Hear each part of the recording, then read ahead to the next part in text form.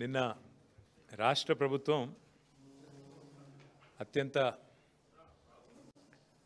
కీలకమైన ఒక నిర్ణయాన్ని చాలా బాధ్యతారాహిత్యంగా ఆలోచనారహితంగా తీసుకుంటే అదేదో చాలా గొప్ప పని అన్నట్టు ఇవాళ ప్రభుత్వానికి వత్తాసు పలుకుతున్న కొన్ని ప్రసార మాధ్యమాలు వార్తా పత్రికలు ఇదేదో చాలా గొప్ప పని చేసినారన్నట్టుగా ఇవాళ రాయడం చూస్తే ఆ విషయం గురించి సమగ్రంగా ప్రజలకు అదేవిధంగా ఆ తప్పుడు కథనాలు రాసిన వార్తాపత్రికలకు కూడా ప్రధాన ప్రతిపక్షంగా మొన్నటిదాకా ప్రభుత్వాన్ని నడిపిన పక్షంగా అన్ని విషయాలు మీకు చెప్పాలి అనే ఉద్దేశంతో ఈ పత్రికా సమావేశం నిర్వహిస్తూ ఉన్నాం. హైదరాబాద్ మహానగరానికి మేము 2014లో బాధ్యత తీసుకున్న నాడు కేవలం ఒక 20-25% మాత్రమే ఆనాడు అప్పుడెప్పుడో 2008లో 2007లో డాక్టర్ వైఎస్ రాజశేఖర రెడ్డి గారు ముఖ్యమంత్రిగా ఉన్నప్పుడు మొదలు మెట్రో కోసం టెండర్లు పిలిస్తే పబ్లిక్ ప్రైవేట్ పార్ట్నర్షిప్ భాగస్వామ్యంలో మొదలు మేటాస్ అనే ఒక సంస్థ వచ్చింది. చాలా ఆశ్చర్యంగా ఆ రోజు పత్రికలు అన్నీ రాసినాయి. ఈ సంస్థ ఉల్టా గవర్నమెంట్కి పైసలు ఇస్తుందంట, గవర్నమెంట్ డబ్బులు పెట్టే అవసరం లేదంట, అంటే ఇందులో ఇన్ని లాభాలు ఉన్నాయా అన్నట్టుగా ఆ రోజుల్లో వార్తాపత్రికల్లో కథనాలు వచ్చినాయి. అంటే మెట్రో అనేది చాలా లాభసాటి అని చెప్పడానికి ఆ రోజుల్లోనే, అంటే ఈ రకంగా పబ్లిక్ ప్రైవేట్ పార్ట్నర్షిప్ భాగస్వామ్యంలో చేస్తే తప్పకుండా ఉల్టా గవర్నమెంట్కే దాదాపు నెక్స్ట్ 30-35 ఇయర్స్ డబ్బులు ఇస్తాం అని ప్రైవేట్ సంస్థలు చెప్తున్నాయి అంటూ ఆ రోజుల్లో పత్రికల్లో పతాక శీర్షికల్లో కథనాలు వచ్చినాయి. సరే, కారణాలు ఏమైనప్పటికీ ఆ తర్వాత ఆ సంస్థ పోయింది వెనుకకి. తర్వాత ఎల్ఎన్టీ అనే సంస్థ అల్టిమేట్గా మళ్ళీ తిరిగి టెండర్ తీసుకున్నది. ఇది ఏషియాలో కాదు, ప్రపంచంలోనే అతిపెద్దదైన public private partnership in metro rail రంగంలో ప్రపంచంలోనే అతిపెద్ద పబ్లిక్ ప్రైవేట్ పార్ట్నర్షిప్ భాగస్వామ్యంతో ఆనాడు అప్పుడున్న కాంగ్రెస్ ప్రభుత్వం ఈ టెండర్ పిలిచి ఫైనలైజ్ చేసి ఎల్ఎన్టీ అనే సంస్థకు అప్పచెప్పింది. 2014లో తెలంగాణ రాష్ట్రం ఏర్పడే నాటికి అప్పటికే ఒక 20% దాకా పని కూడా పూర్తయింది. పని మొదలైంది, పని ఒక 20% పూర్తయింది. కానీ కేసీఆర్ గారు ఎప్పుడైతే బాధ్యత తీసుకున్నారో ప్రజా రవాణా యొక్క ప్రాముఖ్యత తెలిసిన వ్యక్తిగా, గతంలో రవాణా శాఖ మంత్రిగా కూడా వారికి ఉన్న అనుభవం, ప్రజా రవాణాలో ఉండే సాధక బాధకాలు అన్నీ తెలుసు కాబట్టి చాలా ఆలోచనతో ఆ సంస్థ కొంత ఆందోళన పడిన ఇనీషియల్ డేస్లో, అప్పుడు కూడా మీరే రాసినారు వార్తాపత్రికల్లో, తెలంగాణ ఏర్పడ్డది, రైడర్షిప్ తగ్గుతుంది, చాలామంది వెనక్కి వెళ్ళిపోతారేమో అంటే వాళ్ళని పిలిచి కూర్చోబెట్టి చెప్పారు, ఈ నగరము ఇవాళ కొన్ని లక్షల మంది ఇక్కడ ఐటీ ఉద్యోగులు ఉన్నారు, ఇంకొక రాబోయే రోజుల్లో ఇంకా దీనికి రెట్టింపు 3 రెట్లు పెరుగుతారయ్యా, మీరు ఏమాత్రం కంగారు పడాల్సిన అవసరం లేదు, హైదరాబాద్ ఒక ఉజ్వల నగరంగా భారతదేశంలో కాదు ప్రపంచంలోనే పెరుగుతుంది అని చెప్పి వాళ్ళకి ధైర్యం చెప్పి, మీకు ఏం కాదు అని చెప్పి చాలా గట్టిగా ఆనాడు కేసీఆర్ గారు ధైర్యం ఇచ్చి మొత్తానికి 2014లో మేము బాధ్యత తీసుకుంటే 2017 కల్లా మెట్రో మొదటి దశ పూర్తి చేసి గౌరవ ప్రధానమంత్రి గారిని ఆ ప్రారంభోత్సవానికి కూడా 3 ఏళ్ల కాలంలోనే మొదటి దశ పూర్తి చేసి ఆహ్వానించి వారి చేతుల మీదుగానే 17లో మీకు గుర్తుండాలి నవంబర్ 29 నాడు మెట్రో మొదటి దశని సక్సెస్ఫుల్గా మాకు 20-25% పనితో కాంగ్రెస్ ప్రభుత్వం అప్పచెప్తే మేము మొదటి దశ పూర్తి చేసి మొదటి కారిడార్ను వితిన్ 3 ఇయర్స్ కంప్లీట్ చేసి మేము ఇనాగ్రేట్ చేయడం జరిగింది. అట్లాగే ఆ తర్వాత కోవిడ్ వచ్చినాక మీకు తెలుసు అన్ని ప్రజా రవాణాలు మొత్తం ఎక్కడికక్కడ స్తంభించిపోయే పరిస్థితి. అప్పుడు కూడా మళ్ళీ ఇట్లాగే ఎల్ఎన్టీ వాళ్ళు కంగారు పడ్డారు, ఏమైపోతుందో మా భవిష్యత్తు అన్నట్టుగా, నష్టాల్లో ఉన్నాం అది ఇదంటే కూడా ఆ రోజు మళ్ళీ కేసీఆర్ గారు పిలిచి మీకు అవసరమైతే సాఫ్ట్ లోన్ ఇస్తాం, వడ్డీ లేని రుణం ఇస్తాం, ఎందుకంటే నడపాలి ప్రజా రవాణా అన్నప్పుడు ప్రజలకు ఒక బాధ్యతతో, మీరు 2070 దాకా ఉన్నది మీకు, కాబట్టి మీరు నడపాలి అని చెప్పి వారికి ధైర్యం చెప్పి కేసీఆర్ గారు ఆనాడు ప్రభుత్వం నుండి ఒక లోన్ ఇచ్చి, soft loan, interest free soft loan 3000 crores ఇస్తామని చెప్పాము. అందులో 900 కోట్లు ఇచ్చాము కూడా. ఇచ్చి క్యాబినెట్ అనుమతితో ఆ రోజు ధైర్యం చెప్పి ఆ ఎల్ఎన్టీ సంస్థను నడిపించింది కేసీఆర్. చివరికి ఏ స్థాయికి పెరిగింది హైదరాబాద్లో మెట్రో అంటే, మాకు హైదరాబాద్లో ఉండే ప్రజలు, నేను ఎందుకంటే కొద్దిగా సోషల్ మీడియాలో యాక్టివ్గా ఉంటా కాబట్టి నాకు కంప్లైంట్లు చేసే స్థాయికి వచ్చింది. సార్ మాకు కోచ్లు సరిపోతలేవు, 5 లక్షల మంది ఇలా ప్రయాణం చేస్తున్నారు ప్రతిరోజు, అమీర్పేట లాంటి చోట్ల పీక్ అవర్స్లో మీద పడుతున్నారు, సరిపోవట్లేదు, కోచ్లు పెంచండి, ట్రైన్లు పెంచండి అని అడిగే కాడికి మెట్రో రైడర్షిప్ కూడా పెరిగింది కేసీఆర్ గారి ప్రభుత్వంలో, బీఆర్ఎస్ ప్రభుత్వంలో. ఆ స్థాయికి మేము మెట్రోని తీసుకొచ్చాం. అట్లాగే 69 కిలోమీటర్లు మెట్రోని పూర్తి చేసి ఒక పాత నగరం మినహా, పాత బస్తీ మినహా, ఓల్డ్ హైదరాబాద్ మినహా ఇక్కడ కూడా మరి ఆవాస హోటల్ వరకే వీళ్ళు ఒరిజినల్గా పెట్టింది, ఏది మాదాపూర్లో. అక్కడ నుంచి మళ్ళీ రహేజా మైండ్ స్పేస్ దాకా కూడా ఎక్స్టెండ్ చేయించాం. దాదాపు ఇంకో 1.2 కిలోమీటర్స్ వారితో మాట్లాడి ఎక్స్టెండ్ చేయించి, ఎందుకంటే అత్యధికంగా అక్కడ ఉన్నారు ఉద్యోగులు, ఐటీ ఉద్యోగులు. ఆ రహేజా మైండ్ స్పేస్ అనే ఒక్క కాంప్లెక్స్లో 100 ఎకరాల కాంప్లెక్స్లో కొన్ని వేల మంది ఉద్యోగులు పనిచేస్తూ ఉన్నారు. కాబట్టి అర్థవంతంగా ఆలోచనతో స్కై వాక్లు పూర్తి చేసి ఇంత అద్భుతంగా హైదరాబాద్ మెట్రోని భారతదేశంలో మేము దిగిపోయే నాడు రెండవ అతిపెద్ద metro network in the country was Hyderabad. ఏది ఢిల్లీ తర్వాత రెండవది హైదరాబాద్. మేము ఇంకొక పని కూడా చేశాం. దిగిపోయే ముందు మేము సరిగ్గా ఒక 6 నెలల ముందు హైదరాబాద్ మిగతా అన్ని నగరాలకు కూడా భారతదేశంలో దాదాపు ఆ మెట్రో నగరాలకి ఎయిర్పోర్ట్ నుంచి సిటీకి మెట్రో ఉంది, ఎక్స్ప్రెస్ ఉంది, మన దగ్గర లేదు, ఇది ఆలోచన లేకుండా చేశారు అని చెప్పి కేసీఆర్ గారు ఒక నిర్ణయం తీసుకొని మరి ఎయిర్పోర్ట్ మెట్రో కూడా ఆనాడు మరి మైండ్ స్పేస్ నుంచి డైరెక్ట్గా శంషాబాద్కి, ఏది ఓఆర్ఆర్ ఎంబడ తీసుకొని పోయేందుకు కూడా టెండర్ పూర్తి చేసినాం, శంకుస్థాపన చేసినాం. బ్రహ్మాండంగా మొత్తం టెండర్ పూర్తి చేసి ఎల్ఎన్టీ అనే సంస్థనే ఆ అవార్డు దక్కించుకున్నది. వాళ్ళు పని మొదలు పెట్టాలంతే. ఇంకా అద్భుతం ఏంటంటే, ఏ మాట కా మాట ఆనాడు కాంగ్రెస్ ప్రభుత్వం డాక్టర్ రాజశేఖర్ రెడ్డి గారు ఎప్పుడైతే ఓఆర్ఆర్ నిర్మాణం చేశారో ఒక మంచి పని చేసినారు. అందులో ఏం చేసినారు, ఓఆర్ఆర్ చుట్టూతా మెట్రో రైల్ కారిడార్ కూడా స్థలం సేకరించి పెట్టినారు. అందుకే మేమేమనుకున్నామంటే మెట్రో అనేది రహేజా మైండ్ స్పేస్ నుంచి, ఎందుకంటే అక్కడ లక్షల మంది ఐటీ ఉద్యోగులు రావడం పోవడం ఓఆర్ఆర్ ఎట్లాగుంది, కానీ విపరీతంగా పెరుగుతున్నది, చుట్టూ అపార్ట్మెంట్లు వస్తున్నాయి, అక్కడ విపరీతమైన ట్రాఫిక్ రద్దీ కూడా పెరుగుతున్నది. కాబట్టి ఇక్కడ నుంచి కేవలం ఎయిర్పోర్ట్ వరకే పోదు, అది మధ్యలో స్టాప్స్ కూడా ఉంటాయి. బుద్వేల్లో, శంషాబాద్లో, యువతల నార్సింగిలో ఇన్ని స్టాప్స్ ఉంటాయి, ఖాజాగూడలో. దానివల్ల ఏమవుతుంది, ఎవరైనా అవసరమైతే ఫైనాన్షియల్ డిస్ట్రిక్ట్లో పనిచేసే వాళ్ళు కానీ, రాయదుర్గంలో పనిచేసే వాళ్ళు కానీ, మైండ్ స్పేస్లో పనిచేసే వాళ్ళు కానీ శంషాబాద్లో ఉంటూ కూడా రోజు వచ్చిపోవచ్చు. ప్రజా రవాణా వాడుకుంటూ ఎయిర్పోర్ట్ కోసమనే కాదు, శంషాబాద్లో ఉండేవాళ్ళు కానీ. ఇప్పుడు ఏమైందంటే హైదరాబాద్లో మధ్యతరగతి ప్రజలకి మరి ధరలు ఎంత పెరిగిపోయినాయంటే, ఇవాళ హైదరాబాద్లో ఒక ఫ్లాట్ కొనుక్కునే బదులు కొద్దిగా దూరం పోతే, ఒక అర్ధగంట అవతలికి పోతే ఆడ చిన్న ఇల్లు దొరుకుతుంది 250 గజాలు 300 గజాలలో. అందుకే అట్లా ఆలోచించి చాలామంది దూర అవతలికి పోతున్నారు. సో అట్లా ఇవన్నీ ఆలోచించి హైదరాబాద్ విస్తరిస్తున్నది అనే ఆలోచనతో 37 కిలోమీటర్ల ఎయిర్పోర్ట్ మెట్రో ఎక్స్ప్రెస్ కూడా అంకురార్పణ చేసింది బీఆర్ఎస్ ప్రభుత్వం. ఇంత ఆలోచనతో ట్రాన్సిట్ ఓరియంటెడ్ డెవలప్మెంట్ ఉండాలి. ఎందుకంటే బుద్వేల్లో మనం ఆ ప్రభుత్వం ఉన్నప్పుడే, కేసీఆర్ ప్రభుత్వం ఉన్నప్పుడే అక్కడ భూమిని కూడా మేము ఆక్షన్ చేసాం. అక్కడ కూడా ఐటీ కారిడార్ తేవాలి అని. కాబట్టి అక్కడ కూడా ఒక స్టాప్ పెట్టినట్టయితే వచ్చిపోయేటోళ్ళు, అక్కడ శంషాబాద్లో ఉన్నా, బుద్వేల్లో ఉన్నా, ఇంకొక ఫైనాన్షియల్ డిస్ట్రిక్ట్ ఇంకో ఐటీ కారిడార్ అక్కడ వస్తుంది. కాబట్టి ఇన్ని ఆలోచనలతో మెట్రోని విస్తరించాలి అని అక్కడ దాకా చేసినాం. దాంతోపాటు క్యాబినెట్లో మీకు యాదికి ఉండాలి, 1 కాదు 2 కాదు 400 కిలోమీటర్ల మెట్రో విస్తరణకు పచ్చజెండా ఊపింది కేసీఆర్ ప్రభుత్వం. గుర్తు తెచ్చుకోండి మీరు. మొత్తం ఓఆర్ఆర్ చుట్టూ 160 కిలోమీటర్లు, అట్లాగే ఇటు భువనగిరి దాకా, అటు సంగారెడ్డి దాకా, ఇటు షాద్ నగర్ దాకా, అట్లా ఇటు మన వికారాబాద్ దాకా అనుకుంటాను గుర్తుంటే, కడతాల్ వరకు, ఇక్కడ మహేశ్వరం కాన్స్టిట్యున్సీ కూడా కడతాల్ దాకా క్యాబినెట్ ఆమోదం కూడా ఇచ్చినాం. ఇచ్చి దశల వారీగా చేసుకుంటూ పోతాం. ఒకటే రోజు చేస్తామని మేమేమి రంగుల కళ లాంటి సినిమా చూపెట్టలేదు. దశల వారీగా చేస్తాము. ప్రజా రవాణా అత్యంత ప్రాముఖ్యత కలిగింది. ఈ టర్ము ఖచ్చితంగా వస్తాము. ఈ టర్మ్లో మళ్ళీ ఒక 100-150 కిలోమీటర్లు చేసుకుంటాం. ఆ తర్వాత వచ్చే టర్మ్లో ఇంకింత అట్లా అనుకుని దశల వారీగా చేద్దామని ప్రణాళికలు రూపొందించాం.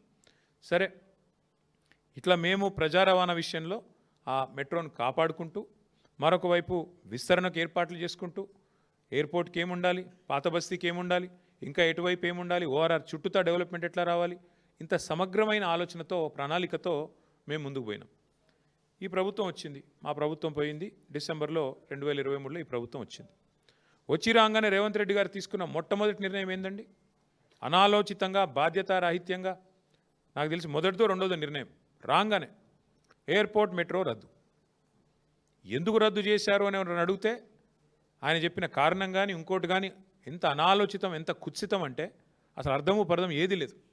అప్పటికే టెండర్ అయిపోయింది, ల్యాండ్ అక్విజిషన్ కూడా చాలా పరిమితంగా ఉంది. ఎందుకంటే ఎప్పుడో కాంగ్రెస్ ప్రభుత్వం, మళ్ళీ చెప్తున్నాను నేను, కాంగ్రెస్ ప్రభుత్వమే ఆనాడు కట్టిన ఓఆర్ఆర్లో రాజశేఖర రెడ్డి గారి నాయకత్వంలో చుట్టూతా మెట్రో కారిడార్ పెట్టినారనలా. దాన్ని వాడుకుని జల్దీ కడదాం అనుకుంటే రాగానే ఫస్ట్ క్యాన్సల్. ఈ పాటికి అయిపోయేది ఎయిర్పోర్ట్ మెట్రో ఎక్స్ప్రెస్ కారిడార్, ఈ పాటికి 2 ఏళ్ళే దాని టర్ము. ఇప్పటికి అయిపోయేది, ఎందుకంటే ల్యాండ్ ఎక్విషనే లేదు. స్ట్రైట్గా ఎట్ గ్రేడ్, మళ్ళీ అది కూడా పిల్లర్లు వేసేది కూడా అవసరం లేదు.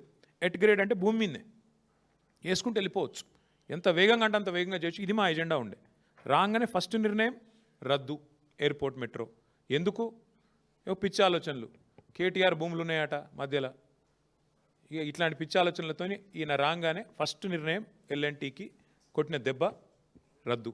వాళ్ళు పోయి అడిగినారు, సార్ ఇది టెండర్ అయిపోయింది, మాకు అవార్డు అయింది, దయచేసి సహకరించండి అంటే నథింగ్ డూయింగ్, గెట్ అవుట్ అని చెప్పి ఎలగొట్టిండు.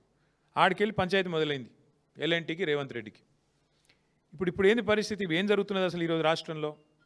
ఎంత దుర్మార్గమైన ప్రభుత్వం నడుస్తున్నది అంటే, ప్రపంచంలో ఎక్కడా కూడా ఒక పెట్టుబడిదారుడు ఒక డబ్బు పెట్టాలంటే, రూపాయి పెట్టాలంటే 10 సార్లు ఆలోచించుకొని పెడతారు ఎక్కడైనా సరే. అంటే అక్కడ వ్యవస్థ బాగుందా లేదా, ప్రభుత్వం బాగుందా, పాలసీ బాగుందా, బిజినెస్ కంటిన్యూటీ ఉందా, పాలసీ కంటిన్యూటీ ఉందా, లేకపోతే మళ్ళీ రెడ్ వచ్చే మొదలాడు అన్నట్టు కొత్తోడవడం వస్తే మళ్ళీ మొదటికెళ్ళి మొదలవుతుందా, ఏంది అని ఆలోచించుకొని ఎవరైనా కూడా జాగ్రత్తగా పెడతారు. అట్లాంటిది ఇవాళ ఈ ముఖ్యమంత్రి గారి అహంకారపూరిత వైఖరి, ఈ ముఖ్యమంత్రి గారి యొక్క ఏకపక్షమైన నియంతృత్వ పోకడలతో ఎల్ఎన్టీ లాంటి సంస్థ ఎంత ఇబ్బంది ఎదుర్కొంది అంటే, ఇప్పటికీ ఒక ప్రముఖ సంస్థ, అదేం చిన్న ఆషామాషి సంస్థ కాదు, ప్రపంచంలోనే పేరెన్నిక కలిగిన ఒక ఇన్ఫ్రా కంపెనీ, అది పబ్లిక్ లిస్టెడ్ కంపెనీ. ఇంకా వాళ్ళకు 2070 దాకా ఉంది ఇక్కడ లీజు. హైదరాబాద్ మెట్రోది పీపీపీలో 2070 దాకా ఉంది వాళ్ళకు, ఇంకా 45 ఏళ్ళు ఉంది. ఫస్ట్ క్వశ్చన్ ఏంటంటే, ఇవాళ ఎందుకు ఎల్ఎన్టీ అనే సంస్థ ఇక్కడ నుంచి వెళ్ళిపోయింది? దానికి ముఖ్యమంత్రి గారు, రాష్ట్ర ప్రభుత్వం సమాధానం చెప్పాలి. నెంబర్ 1, మా క్వశ్చన్ ఎందుకు పోయింది, ఎందుకు మీరు పంపించారు అర్ధాంతరంగా, ఏ కారణం చేత ఆ సంస్థ ఇక్కడ నుంచి నిష్క్రమించింది? కరోనా కష్టకాలం ఎదుర్కొన్నది, నష్టాలు వస్తే ఎదుర్కొన్నది, రాష్ట్ర విభజన తర్వాత ఏదో రైడర్షిప్ తగ్గుతుందనే అపోహలను తట్టుకొని నిలబడ్డది. ఇన్నిటి తర్వాత ఇలా సంస్థ వెళ్ళిపోయే పరిస్థితి వచ్చింది. హైదరాబాద్ ఉజ్వలంగా, ఒకవైపు మీరే చెప్తున్నారు కదా తెలంగాణ రైజింగ్ అని, మరి అంత రైజింగ్ అంటే ఎందుకు పారిపోయే పరిస్థితి వచ్చింది ఎల్ఎన్టీ చెప్పాలని చెప్పి నేను ముఖ్యమంత్రిని కోరుతున్నాను. అట్లాగే ఇంకొక మాట కూడా, ఇది ఇట్లా ఇంత పెద్ద సంస్థ అర్ధాంతరంగా తెలంగాణ నుంచి నిష్క్రమించడం అంటే, ఇది ఒక హైదరాబాద్కి మాత్రమే కాదు, మొత్తం తెలంగాణ రాష్ట్రానికి, పెట్టుబడుల స్వర్గధామంగా ఉన్న తెలంగాణ రాష్ట్రానికి ఇది ఒక మాయని మచ్చగా మేము భావిస్తూ ఉన్నాం. సాధారణంగా ఎక్కడైనా ఒక పరిశ్రమ పెడితే అక్కడ లోకల్ కొంతమంది ఉంటారు, నాయకులు, గూండాలు, చిన్నోళ్ళు, ఆకురౌడీలు, వాళ్ళు బెదిరిస్తుంటారు, ఏయ్ మా దగ్గర పెడతావా అట్లా ఇట్లా అని. తెలంగాణలో ఇప్పుడు ఎట్లయిపోయిందంటే స్వయంగా ముఖ్యమంత్రి బెదిరించే కాడికి వచ్చింది. గలీజ్ అంటే పరిస్థితి. డైరెక్ట్గా నిస్సిగ్గుగా, మళ్ళేం భయం కూడా లేదు, సిగ్గుపడు కూడా లేదు, నిస్సిగ్గుగా ఎల్ఎన్టీ సిఎఫ్ఓని తీసుకుపోయి జైలు వేయమని చెప్పిన నేను. శంకర్ రామన్ అనే ఒక సిఎఫ్ఓ గారు ఎల్ఎన్టీ ఏమన్నాడు? ఆయన పాపం ఫ్రీ బస్సు పెట్టినరు, కానీ మాకొచ్చే నష్టాల గురించి ఆలోచన చేయలేదు. మాది పీపీపీలో ఉన్నది. పీపీపీ అంటే పబ్లిక్ ప్రైవేట్ పార్ట్నర్షిప్. మేము పెట్టుబడి పెట్టినాం ఇలా, మరి హైదరాబాద్లో ఫ్రీ బస్ పెడితే మాకు కొంత నష్టం వస్తుంది కదా, మరి మమ్మల్ని కూడా చూసుకోవాలి కదా అన్నట్టు ఏదో అన్నాడు ఆయన. ఏమైనా జైలు వేయండి, వాడిని జైలు వేయండి అంటే ఏంది, నువ్వేమైనా నియంతవా, నువ్వు ఇడీ అమీన్వా, లేకపోతే నువ్వేమన్నా ఆయన నార్త్ కొరియాలో ఉంటాడు ఒక ఆయన పుట్టి, ఆయన పేరుంది కిమ్ గాయనవా, ఎవరు పోయి నువ్వు అసలు ఎవరు పడితే వాళ్ళని జైలు వేస్తావా నువ్వు? గింత అన్యాయం, ఇంత అరాచకం ఎట్లా కనబడుతుంది నీకు అర్థం కాదు. అంతంత పెద్ద పెద్ద సంస్థలు ఊకుంటాయి అనుకుంటున్నావా? వాళ్ళకేం వేరే మార్గాలు లేవా? అంటే నీ ఇష్టం ఉన్నట్టు మాట్లాడతా, నీ అహంకారపూరితంగా ఎవరిని పడితే వాళ్ళని జైలు వేస్తా, ఇంత అన్యాయమా? ఇంకొక దారుణమైన మాట ఏంటంటే, నేను చేసిన పథకాన్ని తప్పు పడతావా గంతోళ్ళ మీరు అన్నట్టు జైలు వేస్తా అంటే, మీ తప్పులు ఎత్తి చూపితే జైలు వేసేస్తారా మీరు? ఇంత అరాచకమా? సమస్యను సామరస్యంగా ముఖ్యమంత్రి అంటే ఆయన పరిష్కరించాలి. వార్నింగ్లు ఇచ్చుడు, డాగేసుడు, కచ్చా డాగులేసుడు, ఉంటావా పోతావా అని ఇంకా బెదిరించాడు. ఇంకో పేపర్లో చూపెడతాను మీకు కావాలంటే. ఓ స్పీచ్లో చెప్తున్నాడు ముఖ్యమంత్రి, ఎల్ఎన్టీకి కేసీఆర్ అంటే కేటీఆర్ అంటే ఇష్టం ఉండొచ్చు, కానీ ఇప్పుడు ముఖ్యమంత్రి రేవంత్ రెడ్డి యాద పెట్టుకోండి అంటే ఇక ఓపెన్ దాదాగిరి. వాళ్ళేమైనా మా చుట్టాలా, మాకేమైనా వాళ్ళకేమైనా మాకు వ్యాపార భాగస్వామ్యం ఉందా? ఎల్ఎన్టీకి నేను కేసీఆర్ గారు ఎందుకు ఇష్టం ఉంటామండి నాకు అర్థం కాదు. ఆయన తిక్కలోడు కానీ వాళ్ళ మీద డాగేసుడు, ఇదంతా ఎట్లుందంటే ప్యాటర్ను. ఏం జరిగింది ఇవాళ? మాకు అర్థమైన కాడికి చివరికి ఆఖరికి ఆ సంస్థ మా వల్ల కాదు ఇక్కడ తెలంగాణ వ్యాపారం చేయడం అని చెప్పి పారిపోయే పరిస్థితి వచ్చింది. ఎందుకు? దీని వెనకాల లోతైన కుట్ర ఉంది. ఎల్ఎన్టీ మీద ముఖ్యమంత్రి గారి పగ ఈరోజుది కాదు. మేడిగడ్డ బరాజులో 2 పిల్లర్లు కుంగినాయి, 7th బ్లాక్లో 2 పిల్లర్లు కుంగినాయి. ఇది అక్టోబర్ 2023లో. ఆ సంస్థ ఏం చేసిన తర్వాత కాంగ్రెస్ ప్రభుత్వం వచ్చినాక వీళ్ళు పిలిస్తే ముందుకు వచ్చి, రాష్ట్ర ప్రజల మీద రూపాయి భారం పడకుండా మేము పునర్నిర్మాణం చేస్తాం 7th బ్లాక్ అని వాళ్ళు ముందుకు వచ్చారు. ఈయన కోపం అది.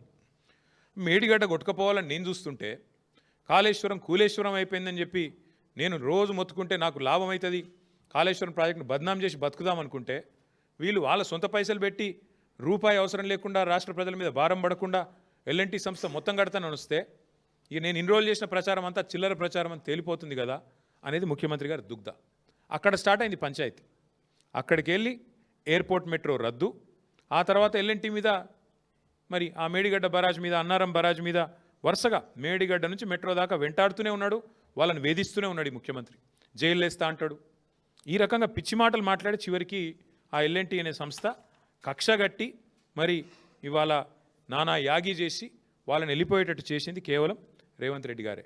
ఏం తప్పు చేసింది ఎల్ఎన్టీ? మీకు అడ్డం వచ్చిందా? మీ బాంబులేటి శ్రీనివాసరెడ్డి గారి కంపెనీకి అడ్డం వచ్చిందా? ఇక్కడ కాంట్రాక్ట్లల్లో ఏమైంది? ఇబ్బంది ఏంది?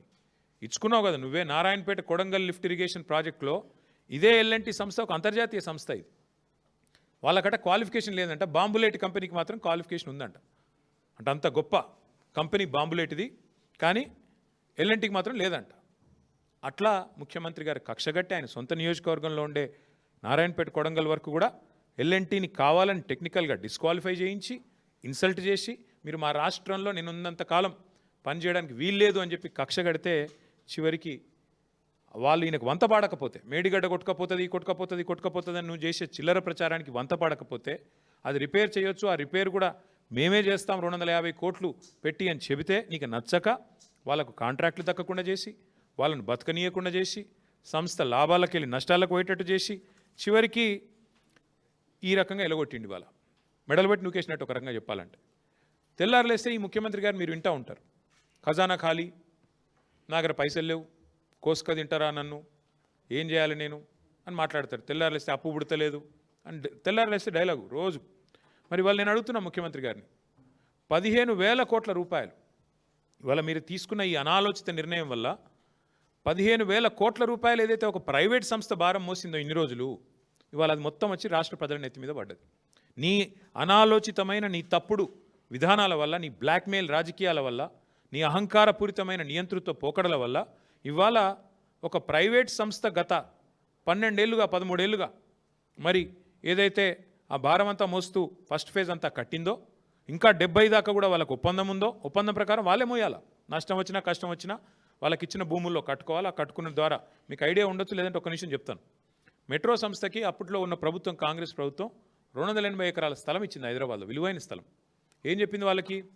మీరు 18 కోట్ల చదరపు అడుగుల్లో మీరు రియల్ ఎస్టేట్ కట్టుకోండి, కట్టుకుంటే దానివల్ల మీకు దగ్గర దగ్గర 50% ఆదాయం మీకు దాని నుంచే వస్తుంది కిరాయిల ద్వారా. 18 కోట్ల అడుగులు అంటే 18 crore square feet of constructed space కట్టుకోమని చెప్పి ఇచ్చినారు. ఇంకో 50% టికెట్ల ద్వారా, 45% ఇట్లా ఈ కట్టుకున్న నువ్వు వాటి నుంచి వచ్చే రెంటల్స్ ద్వారా, 18 కోట్లు కట్టిన దాని నుంచి వచ్చే రెంటల్ ద్వారా, ఇంకొక 5% అడ్వర్టైజ్మెంట్ల ద్వారా వాళ్ళు చేసుకోవాలి. అంటే నీకు 2070 దాకా ఇట్లా సంపాదించుకునే మార్గం ఉంది ఎల్ఎన్టీకి. వాళ్ళు నిర్మాణ రంగ సంస్థ, వాళ్ళు ఫటాఫట్ కొన్ని కట్టినరు కూడా, పంజగుట్టలో మాల్ కట్టినరు, ఎర్రమంజిల్లో కట్టినరు, మాదాపూర్లో కట్టినరు, మిగతా కూడా కట్టిపించేది ఉండే నువ్వు.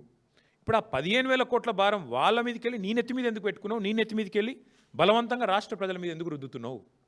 ఇవాళ ఉదయం ఆసిఫాబాద్లో మా ఎమ్మెల్యే కోవాలక్ష్మి గారు ఐటీడీఏ ఉద్యోగులు, అవుట్సోర్సింగ్ ఉద్యోగులు 7 నెలల నుంచి జీతాలు వస్తలేవని ధర్నా చేస్తుంటే ఆడ పోయి వాళ్ళకి సంఘీభావం అని చెప్పి వాళ్లకు మద్దతుగా గొంతు కలిపింది మా ఎమ్మెల్యే కోవాలక్ష్మి. ఐటీడీఏ ఉద్యోగులు, చిన్న ఉద్యోగులు, అవుట్సోర్సింగ్ వాళ్ళు, వాళ్ళకు 7 నెలల నుంచి జీతాలు లేవు. కానీ ముఖ్యమంత్రి 15,000 కోట్ల భారం ఇలా రాష్ట్రం మీద మోపుతా ఉన్నాడు. ఎవరి కోసం? ఎవరి కోసం? నీ అహంకారం కోసమా? నీ నోటి దీనికోసమా? దేనికోసం చేస్తూ ఉన్నావు? ఇప్పటికే మీ వల్ల, మీ చేతగాంతనం వల్ల పరిశ్రమలు వెళ్ళిపోతూ ఉన్నాయి. ఒకటి గుజరాత్కి పోయింది కేన్స్, ఇంకోటి ఏపీకి పోయింది ప్రీమియరు, చెప్పుకుంటూ పోతే తమిళనాడుకు ఇంకోటి కార్నింగ్ పోయింది. ఇప్పుడు ఎల్ఎన్టీ కూడా మొత్తం రాష్ట్రం వదిలిపెట్టి వెళ్ళిపోయింది. నేను పొద్దున్నే ఎల్ఎన్టీ సంస్థలో ఉండే ఇంకో ఐటీ కంపెనీ ఉంటుంది మైండ్ ట్రీ అని, వాళ్ళతో కూడా మాట్లాడినా. వాళ్ళు కూడా చెప్తున్నారు, ఇక మా వాళ్ళకి ఇక్కడ నచ్చలేదు సార్, ఎందుకంటే సతాయిస్తున్నారు, వాళ్ళు కూడా ఆలోచన చేస్తున్నారు, ఎక్స్పాన్షన్ ఇక్కడ చేయొద్దు, వేరే కాడ చేసుకోవాలని నిర్ణయం తీసుకున్నారు అని మాట్లాడుతున్నారు. అంటే ఇంత అన్యాయంగా వ్యవహారం చేసి ఒక ఇట్లుంటుంది. ఇప్పటికే 2,20,000 కోట్లు అప్పు చేసిండు రేవంత్ రెడ్డి. ఈ 22 నెలల్లో నెలకు 10,000 కోట్ల రూపాయల చొప్పున కాగ్ చెప్పింది, నేను చెప్పట్లేదు, 2,20,000 కోట్ల అప్పు చేసిండు. ఇవాళ మరొక 15,000 కోట్ల అప్పు. దీనివల్ల ఎవరి కోసం? దేనికోసం? ఈ అప్పు ఎవరు కడతారు? నేను అడిగేది ఈ ముఖ్యమంత్రి గారిని, మీరు దేనికి పైసలు లేవంటారు? ఆర్టీసీ కార్మికులను ఆదుకునేందుకు పైసలు లేవు, ఉద్యోగస్తులకు డిఏలు ఇచ్చేందుకు పైసలు లేవు, రిటైర్డ్ అయిన ఉద్యోగులకు రిటైర్మెంట్ బెనిఫిట్స్ ఇచ్చేందుకు పైసలు లేవు, 6 గ్యారంటీల అమలుకు పైసలు లేవు. మరి 15,000 కోట్ల అప్పు ఎందుకు, ఎవరి కోసం, ఏ కారణం చేత మీరు తీసుకుంటున్నారో చెప్పాలని చెప్పి నేను కోరుతా ఉన్నాను. మాకైతే స్పష్టమైన సమాచారం ఉంది. ముఖ్యమంత్రి గారి ఎజెండా పెద్దగా ఉంది. ముఖ్యమంత్రి ఏం చేసినా దాని ఇంకొక లెక్క ఉంటుంది. ఆ లెక్క ఏంది అంటే ఈ 280 ఎకరాల మీద ముఖ్యమంత్రి గారికి ఆయన అనుయాయులకు కన్నుపడ్డది. ఈ 280 ఎకరాలు ఏదైతే ప్రభుత్వం మెట్రోకి ఇచ్చిందో వాటిని వాపసు తీసుకోవడం వల్ల ఏమైందంటే ఆ ల్యాండ్స్ అన్నీ అయితే అమ్ముకోవచ్చు, వాళ్ళ ఫ్రెండ్స్కి, ఫ్యామిలీకి, ఫ్రెండ్స్ అండ్ ఫ్యామిలీ బెనిఫిట్ స్కీమ్లో ఇష్టం వచ్చినట్టు అడ్డికి పావుషేర్ అమ్ముకోవచ్చు, లేదా ఇంకెవరికైనా వాళ్ళకు దగ్గరగా ఉండే కొన్ని సంస్థలకు, ఇక మీకు తెలుసు వాళ్ళు ఎవరో, నేను చెప్పని పేర్లు చెప్తే మళ్ళీ మీరు కొంతమంది లైవ్లు ఇవ్వలేరు, మీ బాధ నాకు తెలుసు, కాబట్టి వాళ్ళకు అమ్ముకోవచ్చు. ఇది ఆయన ఎత్తుగడ. 280 ఎకరాలు ఇవాళ ఆ రకంగా అమ్ముకోవాలన్నది వారి ఆలోచన. అట్లాగే కొన్ని మాల్స్ ఉన్నాయి కట్టి, ఇక ఆ మాల్స్ని ఏం చేస్తారో, వాటిని ఎవరెవరికి రాసుకుంటారో, అడ్డగోలు దోపిడీకి ఎట్లా తెరదీస్తారో మీరు చూస్తారు. 20 నెలల్లో ఒక ఇటుక పెట్టలేదు, ఒక యూరియా బస్తీ ఇవ్వలేదు, కానీ 15,000 కోట్ల అప్పు మాత్రం మోస్తాం అని చెప్పి. ఇంకా విచిత్రం ఏంటంటే నాకు చాలా ఆశ్చర్యం అనిపించింది. చెప్పేటోళ్ళకి లేదు కానీ రాష్ట్రాలకు అయితే ఉండాలి కదా. ప్రభుత్వ చేతికి మెట్రో, ఇన్ని రోజులు ప్రభుత్వం చేతిలో కాకపోతే ఎవరి చేతిలో ఉంది మెట్రో? కొద్దిగా రాసేటప్పుడు చూసుకొని ఆలోచించుకొని రాయాలి కదా. పీపీపీ అంటే ఏంటి? Public private partnership. Metro is always been with government. ఇప్పుడు ఓఆర్ఆర్ మీద ఎవడో పనికి మళ్ళీ రాస్తాడు, ఓఆర్ఆర్ ప్రైవేట్ వాళ్ళకి అమ్మేసిండ్రు, అనేటోడు అంటాడు రాష్ట్రాలకు ఉండాలి కదా. అమలే స్వామి లీజు, అది లీజే, ఇది లీజే. జిఎంఆర్ ఎయిర్పోర్ట్ కూడా లీజ్ మీదే ఉంది, మళ్ళీ అల్టిమేట్ గవర్నమెంట్కి వస్తుంది. ప్రజల సంపద అది, అది రేవంత్ రెడ్డిదో, కేటీఆర్దో, ఇంకోళ్ళదో వ్యక్తుల సంపద కాదు. ఓఆర్ఆర్ అయినా లీజ్కే ఇచ్చాము, మెట్రో కూడా మనం లీజ్కి ఇచ్చిందే కాంగ్రెస్ ప్రభుత్వం, జిఎంఆర్ ఎయిర్పోర్ట్ను కూడా ఆనాడు చంద్రబాబు గారి ప్రభుత్వం లీజ్కి ఇచ్చింది. కాబట్టి ఇవన్నీ కూడా లీజులు తప్ప ఇదెవరో అమ్మినరు, ఇంకోరెవరు తిన్నారు, అవన్నీ డబ్బులు వెనకాలేసుకున్నారు, ఇట్లాంటి పనికిమాలిన మాటలు కరెక్ట్ కాదు. కానీ ఇవాళ రేవంత్ రెడ్డి గారి నిర్వాహకం ఎంత దరిద్రం అంటే, ఈ 15,000 కోట్ల అప్పు, అనవసరపు అప్పు రుద్దుతుంటే దాని మీద అందంగా రాస్తారు ఏమని, ఇదేదో మెట్రో తిరిగి స్వాధీనం చేసుకున్నది ప్రభుత్వం, ఇన్ని రోజులు ఏదో ప్రైవేట్ వ్యక్తుల చేతుల్లో ఉన్నట్టు. ఇంకా విచిత్రం ఏంటంటే ఈ ఎల్ఎన్టీ సంస్థను తెల్లారలేస్తే ముఖ్యమంత్రి గారు దునమాడుతుంటారు, మేడిగడ్డ ఇట్లా చేసినారు, అసలు నారాయణపేట, కొడంగల్కి వీళ్ళు పనికిరారు అని. మరి వాళ్ళే ఏఐసీసీ ఆఫీస్ కూడా కట్టిరు ఢిల్లీలో, ఎల్ఎన్టీ. అది తెలియదు పాపం ఆయనకి, డబ్బులు ఈయనే పంపిండు, కానీ పాపం పేమెంట్ ఎవరు చేసిండ్రో ఆయనకు తెలియదు. అట్లాగే ఇంకొక మాట కూడా నేను చెప్తా ఉన్నా, మేము 10 ఏళ్లలో ఎన్నో భూసేకరణ సమస్యలు అన్నీ అడ్డం వస్తే కూడా వాటిని ఒక్కొక్కటిగా వస్తాయి, రొటీన్గా ఇన్ఫ్రాస్ట్రక్చర్ వర్క్లు ఇవన్నీ వస్తాయి, అవన్నీ చేసి క్లియర్ చేసి చివరికి 70 కిలోమీటర్లు పూర్తి చేసి ఎల్ఎన్టీకి ఎప్పటికప్పుడు ధైర్యం చెప్తూ నడపండి మీరు అని చెప్పి ధైర్యం చెప్పి చివరికి 3,000 కోట్ల సాఫ్ట్ లోన్ కూడా క్యాబినెట్లో అనుమతి ఇచ్చి అందులో 900 కోట్లు కూడా ఇచ్చాం. ఇచ్చి దాని ప్రజా రవాణా వ్యవస్థ సాధారణంగా నష్టాల్లో పోయినా దాని లాభం నష్టం అని చూసుకోకుండా ప్రజలకు ఉపయోగపడుతుంది. కాబట్టి ఆ రకంగా మేము ముందుకు తీసుకొని పోతే ఇవాళ ఇష్టం వచ్చినట్టుగా ఆలోచన లేకుండా ఇష్టం వచ్చినట్టు రద్దు చేసినారు. ఇంకా విచిత్రమైన ఒక మాట చెప్తాను మీకు, ప్రజా రవాణా పట్ల ముఖ్యమంత్రి గారికి ఉన్న అవగాహన గురించి.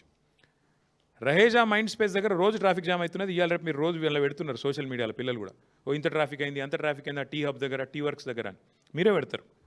కొంతమంది నన్ను తిట్టేటోళ్ళు కూడా ఉన్నారు అందులో కింద, ఎప్పుడు ట్రాఫిక్ జామ్ అయినా ఇంకా కూడా నన్ను తిడుతున్నారు. సరే అది ఓకే. వాస్తవం ఏంటంటే ఈ ఎయిర్పోర్ట్ మెట్రో వస్తే అది ఉండేది కాదు, సమస్య కొంత ఉపశమనం లభించేది. ముఖ్యమంత్రి గారికి అది ఇష్టం లేదు. రహేజా మైండ్ స్పేస్ నుంచి ఎయిర్పోర్ట్కి పోయే మెట్రో ఇష్టం లేదు. కానీ ఎక్కడికి కావాలంటే తెలుసా? Shamshabad to future city. Future లేని ఫ్యూచర్ సిటీకేమో మెట్రో కావాలంట ముఖ్యమంత్రి గారికి.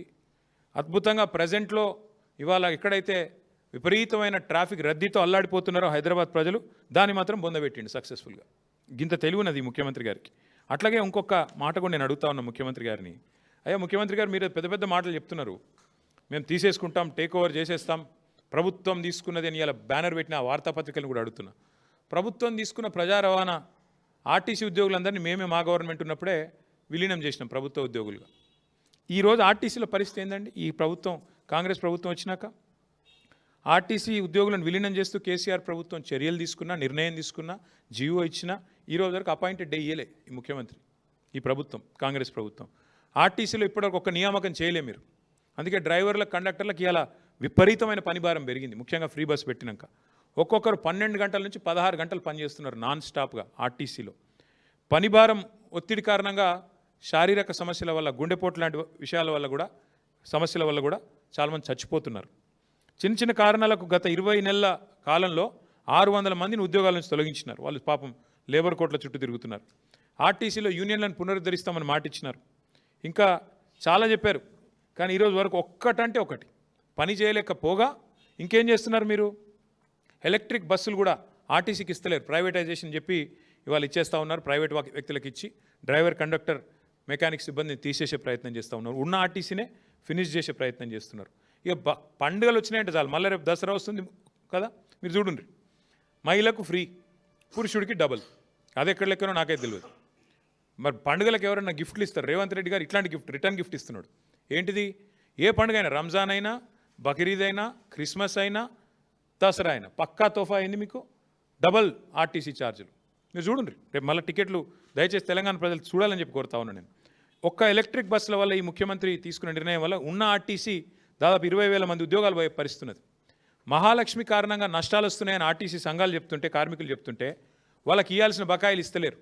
ఉన్న ఆర్టీసీనే నడిపే ముఖం లేదు నీకు. నెల నెల ఆర్టీసీకి 600 కోట్లు ఇచ్చే ముఖం లేదు. 15,000 కోట్లు తీసుకొని ఎట్లా మోస్తావు నువ్వు మెట్రోని? చెప్పు నాకు. ప్రజలకు కనీసం సమాధానం ఇవ్వండి. నేను ఇంకొక మాట కూడా మిమ్మల్ని అడుగుతా ఉన్నా దయచేసి. ఇట్లాంటి కీలకమైన నిర్ణయం తీసుకున్నప్పుడు ఏ ప్రభుత్వం అయినా 15,000 కోట్ల భారం మోయాలి అంటే ఒక క్యాబినెట్ సబ్ కమిటీ వేస్తారు, కొంత చర్చిస్తారు, అధికారులతో, స్టేక్ హోల్డర్స్తో అందరిని పిలిచి మాట్లాడతారు, అర్థం చేసుకుంటారు. తర్వాత క్యాబినెట్ తీసుకుపోతారు, క్యాబినెట్లో చర్చ పెడతారు, అధికారుల కమిటీలు వేస్తారు. ఇదేం లేదు, చెట్ మంగ్ని ఫట్షాది. నేను పొద్దున ముఖ్యమంత్రికి అనిపించింది, సాయంత్రం వరకు ఒడగొట్టాలి. జూబ్లీహిల్స్ ప్యాలెస్లో కలవడ్డది, అర్ధరాత్రి తెల్లవరకు ఒడిచిపోవాలి. అంతేనా? ఇక చెట్ మంగ్ని ఫట్షాది అంటే ఏం ఆలోచన లేదు, పాడు లేదు. నేను అడుగుతున్నా ముఖ్యమంత్రి గారిని, 15,000 కోట్ల రూపాయలు అప్పు ఎవరు కడతారు? నువ్వు ఎట్లాగో 2 నెలల్లో పోతావు, తర్వాత ఎవరు కట్టాలా? ఎవరి మీద వేసిపోతావు? అట్లాగే ఇది ఎఫ్ఆర్బిఎం పరిధిలోకి రాదా ఈ అప్పు? కేంద్ర మంత్రులు 2 ఉన్నారు ఇక్కడ. మెట్రో యాక్ట్ ఉంది, సెంట్రల్ యాక్టు. అసలు మీరు కేంద్ర ప్రభుత్వానికి ఇన్ఫర్మేషన్ అని ఇచ్చిండ్రా? ఇట్లా చేస్తున్నామని, పీపీపీలో ఉన్నదాన్ని మీరు తీసుకుంటున్నామని చెప్పినరా? ఒక పబ్లిక్ సెక్టర్ అండర్టేకింగ్ కంపెనీ పెడతారా? ఈ 15,000 కోట్ల రుణం ఎట్లా మోస్తారు? రోజు నువ్వే కథలు చెప్తుంటావు కదా, నెలకు ఇంత మిత్తి కడుతున్నా, అంత మిత్తి కడుతున్నాను. అఫ్కోర్స్ కాగ్ చెప్పింది అనుకోండి, ముఖ్యమంత్రి చెప్పేది తప్పు. నెలకు 6,000 కోట్లు కాదు, నెలకు కడుతుంది 2,200 కోట్ల అప్పే మిత్తి అని చెప్పి కాగ్ చెప్పింది. కానీ ఎల్ఆర్లేసి అబద్ధాలు చెప్తూ ఉంటారు. ఇదెవరు కడతారు? ఈ 15,000 కోట్ల అప్పు ఎవరు కడతారు? ఎందుకు ఇప్పటికే తెచ్చిన 2,20,000 కోట్ల అప్పు చాలదన్నట్టు మళ్ళొక 15,000 కోట్ల అప్పు ఎవరి మీద మోపుతున్నారు? ఎందుకు మోపుతున్నారు? ముఖ్యమంత్రి గారు చెప్పాలి. అట్లాగే ఆర్టీసీ ఇప్పటికే నష్టాల్లో ఉందని మీరే చెప్తున్నారు, నెలకు 600 కోట్లు కడుతున్నామని చెప్తున్నారు. మరి దీనికి సంబంధించిన నష్టాలు ఎంత మెట్రోకి? ఇక్కడ పత్రికలు ఒక్కో రకంగా వస్తుంది. నెలకు 300 కోట్ల నష్టం అని ఒకరు రాస్తున్నారు, కాదు 600 కోట్ల నష్టం అని ఇంకొకరు రాశారు ఈరోజు. కాబట్టి మరి 600, 300 నష్టాల విషయంలో ఏమైనా అధ్యయనం చేశారా? మరి దాన్ని ఎట్లా నడుపుతారు? భూములు అమ్ముతారా? అసలు ఆ భూములు మీ చేతికి వచ్చినాయా? ఆ మాల్స్ నమ్ముతారా? మీ అనుయాయులకు ఆల్రెడీ డీల్స్ అయిపోయినాయా? ఇవన్నీ కూడా ప్రజల మనసులో ఉన్న ప్రశ్నలు. తప్పకుండా ఈ విషయంలో కేంద్ర ప్రభుత్వం కూడా స్పందించాలి. కేంద్ర మంత్రివర్గంలో ఉన్న 2 మంత్రులు కూడా ఇక్కడ ఉన్నవాళ్ళు స్పందించాలి. ఎందుకంటే ఇది ప్రజా సొమ్ము. అదే రేవంత్ రెడ్డి గారిదో, లేదా బీజేపీదో, లేదా బీఆర్ఎస్దో కాదు. ప్రజల సొమ్ముకు ధర్మకర్తలు మనందరం. 1 రూపాయి ఖర్చు పెట్టాలన్నా మనం డెఫినెట్గా 2 సార్లు ఆలోచించాల్సి ఉంటుంది. కాబట్టి ఈ విషయంలో కేంద్ర ప్రభుత్వం కూడా స్పందించి వెంటనే విచారణకు కూడా అవసరమైతే ఆదేశించాలి. పారదర్శకత లోపించింది మొత్తం విధానంలో. పొద్దున అనుకున్నారు, సాయంత్రం అయిపోయింది. సాయంత్రం 2 షేక్ హ్యాండ్లు ఇచ్చుకొని చాలువాలు కప్పుకొని స్టేట్మెంట్లు ఇస్తే నడవదు. అందరూ స్టేక్ హోల్డర్స్ని అవసరమైతే పిలవాలా, అఖిలపక్షాన్ని పిలవాలా, అవసరమైతే శాసనసభను పిలవాలా, అవసరమైతే క్యాబినెట్లో చర్చించి నిర్ణయం తీసుకోవాలి. కానీ ఈ రకంగా ఇష్టం వచ్చినట్టు 15,000 కోట్ల అప్పు మేము మాకు అప్పజెప్పిపోయిన 20% పూర్తయిన మెట్రోను మేము పూర్తి చేసి ఒక అసెట్ని మీ చేతిలో పెట్టిపోతే మీరు 15,000 కోట్ల లయబిలిటీని ప్రజల మీద రుద్దుతామంటే చూస్తా ఊరుకోవడానికి బీఆర్ఎస్ రెడీగా లేదు. Will definitely take it to the people of Hyderabad. ఎందుకంటే ఇది హైదరాబాద్ ప్రజలతో మీరు చేస్తున్న దోకా. ఇది హైదరాబాద్ ప్రజలకు మీరు 15,000 కోట్ల రుణం ఏదైతే రుద్దుతున్నారో ఒక ప్రైవేట్ వాడికి తీసుకొని, నేను ఇవాళ ఇంకా విచిత్రం, ఈ నిర్ణయం ప్రకటించగానే ఎల్ఎన్టీ స్టాక్ 3 రెట్లు పెరిగిందంట, 3% పెరిగిందంట. ఇప్పుడే చూస్తా ఉన్నాను ఇక్కడికి వచ్చేటప్పుడు 3% ఎల్ఎన్టీ స్టాక్ పెరిగింది. మరి వాళ్ళకి లాభం వస్తుంది స్టాక్ పెరిగితే, నీకేమొచ్చింది రాష్ట్రానికి? మీరు చెప్పండి నాకు. రాష్ట్ర ప్రభుత్వానికి వచ్చిన లాభం ఏంది నిర్ణయం వల్ల? ప్రైవేట్ వాడు వదిలించుకున్నాడు, నీకు అంటగట్టిండు. నువ్వు వాళ్ళ చేతిలోనే ఉండి నడిపించేది మేము నడపలేదా 10 ఏళ్ళు? నువ్వు కూడా అట్టే నడపాల్సింది. వాళ్ళ కాంట్రాక్చువల్ ఆబ్లిగేషన్ ఉంది. ఏ కారణం చేత, ఏ లోపాయికారి ఒప్పందం చేత, ఏ ముడుపుల కోసం, ఏ కమిషన్ల కోసం వేటి కోసం రేవంత్ రెడ్డి గారు నిర్ణయం తీసుకున్నారు? సమాధానం చెప్పాలి. భూముల కోసమా, ముడుపుల కోసమా? అందుకే ఈ విషయంలో పారదర్శకత లోపించింది కాబట్టి కేంద్ర ప్రభుత్వం కూడా జోక్యం చేసుకోవాలని మేము డిమాండ్ చేస్తున్నాం. అట్లాగే మిగతా సెంట్రల్ మెట్రో యాక్ట్ ఉంది, స్టేట్ మెట్రో యాక్ట్ ఉంది, వాటికి అనుగుణంగా ఇది జరగలేదు. డెఫినెట్గా ప్రజల దగ్గరికి పోతాం. అవసరమైతే ఇంకా ఏ రూపంలో ముందుకు పోవాలో నిపుణులతో చర్చించి, పెద్దలతో చర్చించి నిర్ణయం తీసుకుంటాం. ఈ ప్రశ్నలన్నిటికీ ప్రభుత్వం నుంచి సమాధానం వస్తుందని ఆశిస్తున్నాం. రాకపోతే వారిని వదిలిపెట్టం, ప్రశ్నిస్తూనే ఉంటామని మీకు తెలియజేస్తాం.